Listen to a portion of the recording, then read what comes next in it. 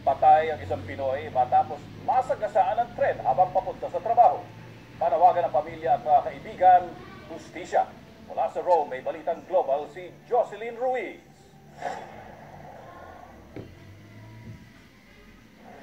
Nakapaskil na sa dingding na ito ang litrato ng 22 anyos na si Gio Alan Pontog Jr., ang Pinoy na namatay matapos masagasaan ng train sa binaryo o Binary Line 1 ng station ng Cisterna de Latina noong Biyernes. May mga bulaklak at mga nakatirik ng kandila sa lugar na ito kung saan pinawian ng buhay si Gio. Ayon sa mga balita, nasagasaan si Gio ng mabilis na train na hindi tumitigil sa Cisterna de Latina habang patawid siya sa Riles para habulin ang last trip papuntang trabaho sa Roma. Si Gio ay nakatira sa Cisterna de Latina at receptionist sa isang hotel sa Roma na may pang night shift duty sa trabaho. Madalas siyang sumasakay ng train ng last trip sa Cisterna de Latina. Dead on the spot si Gio matapos tumilapon ang kanyang katawan at nabiyak ang ulo. Lumabas siya dito, sa pintong to.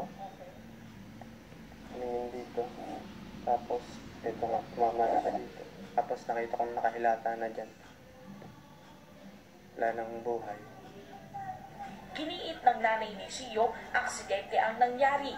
Hindi siya tumawid sa riles ng train at hindi nagpakamatay ang kanyang anak. Sana lang, no, yung totoo, din pala, o din please, gumawa ng mga istorya o mag-assume. Kasi obvious naman na kung yung bata ay nag-atraversa o tumawid. Nasa morgue pa rin ang mga labi ni Gio para pag-aralan ang totoong dahilan ng kanyang ikinamatay. Inaalam pa rin ang identity driver ng intercity train na bumangga kay Gio. Hindi ko alam kasi hindi personal ng Tren Italia. Nagpunta sa akin para lang sa we are sorry for what happened to your... Wala. Then, parang pinalalabas nga nila na kasalanan ako. Yung masakit siyempre sa loob. Shock at hindi makapaniwala ang pamilya at mga kaibigan ni Gio sa kanyang biglaang pagpanaw. Hindi ko alam eh.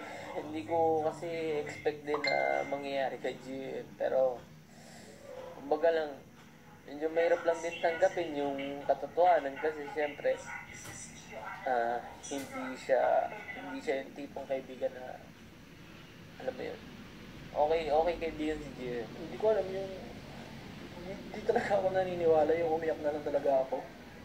Panawagan ng pamilya ni Gio, bigyan ng hustisya ang kanyang pagkamatay. Justice, talagang accident ang nangyari. Dahil ang alarm dyan sa station, malayo pa ang train, nag-a-alarm, pag malapit na, stop ng alarm. Kasi kailangan namin ng hustisya.